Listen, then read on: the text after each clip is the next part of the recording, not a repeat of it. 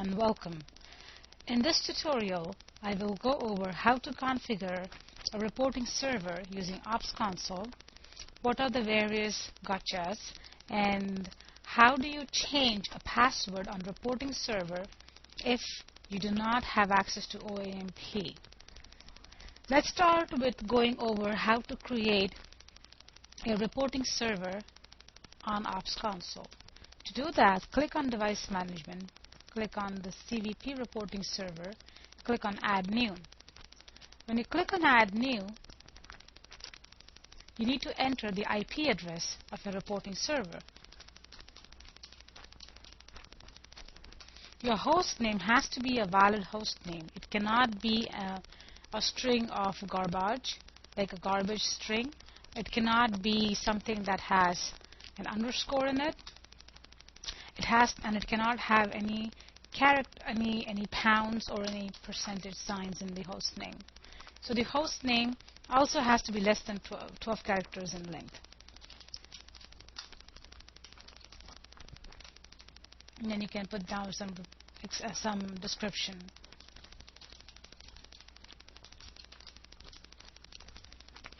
Then you associate a call server with the reporting server. Then under reporting properties, you want to enable reporting to true, and you want to select a QoS of some value that you think is correct. This value will be set on both the call server and the reporting server. Then associate that with the device pool or use a default device pool. You don't necessarily need to do anything in infrastructure unless you have syslogs. You can change the log file size to a larger log file size and the directory size from default, but typically we tend to stay in these parameters. You can hit save and deploy.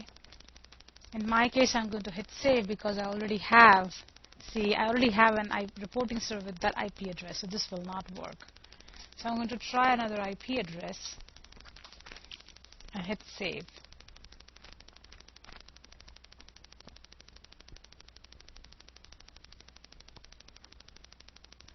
So the message I get over here is selected call server has already been associated with another reporting server, and one call server cannot be associated with more than one reporting server. So I'm going to take this call server out and add a backup call server.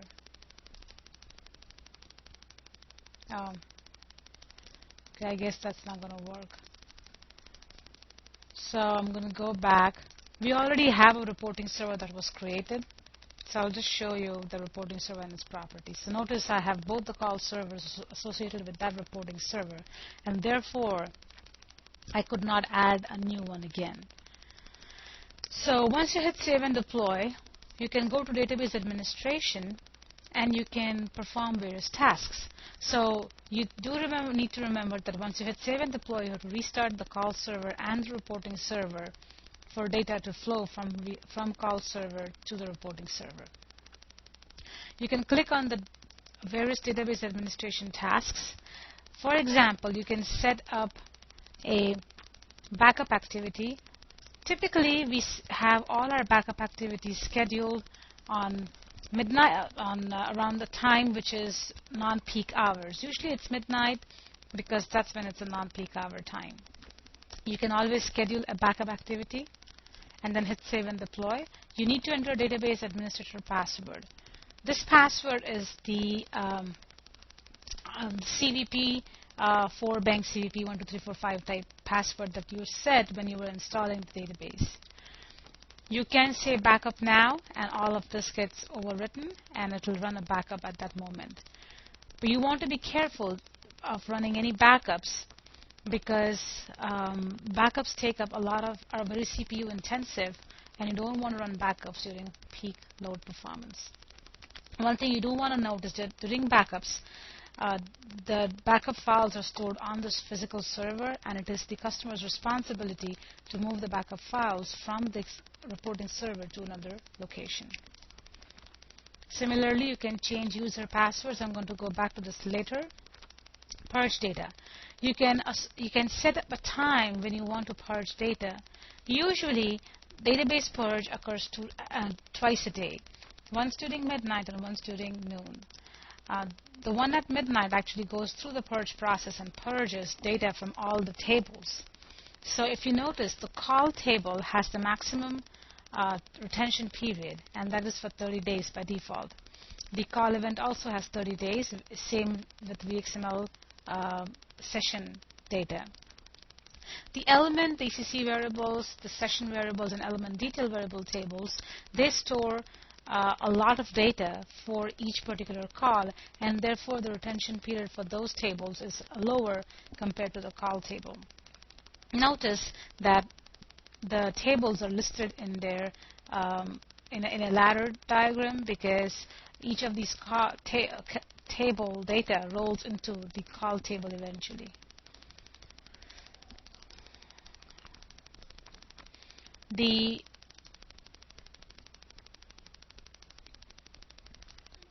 You can manage the various reporting users. For example, you can add new reporting users with read and write access permissions, or you can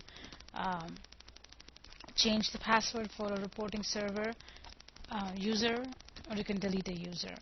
So right now we don't have any available users, so if I want to add a user, you can go ahead. It's pretty straightforward. When it comes to database details, this basically lists the total size of your database, the available size, the used size, the extent size, and the percentage free size. Since our database is fairly small, it doesn't have a lot of data, these numbers are pretty low.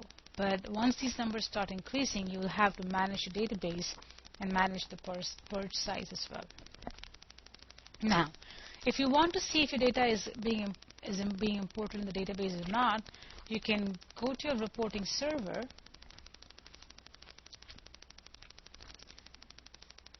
You can go to the reporting server, open up command prompt, and type db access. Usually you're logged in with the Windows administrator credentials. So to log into the database, you need to log in with the database CVPDB admin credentials. So you go on connection, you tab out to connection, click select connect, select the database, enter your username. In our case, it's CVPDB admin. Whatever password you had, and you are connected. So I'm going to exit out of this and then create a query language saying new select count star from call. Hit escape, R for run, and this shows how many rows are there in my call table. Fairly small, I have only 62 rows. But you could go in and then you can say select star from call. You could end it right here, or you can go and put in a where clause. Okay, so we'll create a new query, select star from call, where call start date equals something, and this shows you the where clause. We have only one call start date at this time. So now the question that sometimes comes up is that what happens if I forget my admin password for the database? How do we reset it? So basically, the users on CVP reporting database are Windows accounts, and to change the password, you can go under the Windows Computer Management, and under System Tools, you can find your local users and groups.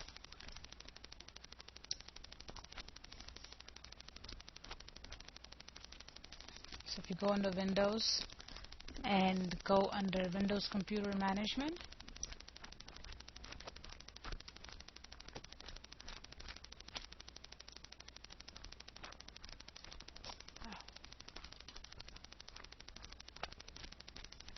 Administrative Tools, and go under